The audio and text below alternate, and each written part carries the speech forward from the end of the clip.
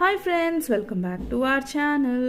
Sunday vlog అనుకోండి friends. ఇది Sunday Rathasaptami అయింది కదా. అమ్మ రథసప్తమి రోజు పాలు పొంగిచ్చి పరవాన్నం చేసింది కుంపట్లో. అది అయిపోయిన వెంటనే అదే కుంపట్లో పచ్చడిను చిక్కుడుకాయ కూర చేసింది. ఎంత బాగుందో ఫ్రెండ్స్. సో టేస్ట్ చాలా బాగుంది. మీ అందరితో కూడా షేర్ చేద్దాం. మీకు మీరు కూడా చేసుకుంటారని నేను షేర్ చేస్తున్నాను.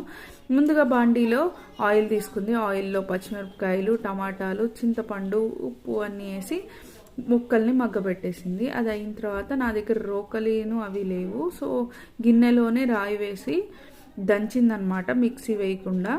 మిక్సీకి దీనికి టేస్ట్ చాలా డిఫరెన్స్ ఉంటుందని అన్నీ కచ్చాపచ్చాగా అయిపోయిన తర్వాత కొత్తిమీర కూడా వేసేసి అదే రాయితో ఇలా దంచేసింది. ఎంతో రుచిగా, టేస్టీగా, చాలా తక్కువ టైంలో అయిపోతుంది అన్నమాట. ఇక్కడ తిరగమాత కోసం ఆయిల్, ఆవాలు, జీలకర్ర, ఇంగువ వేసి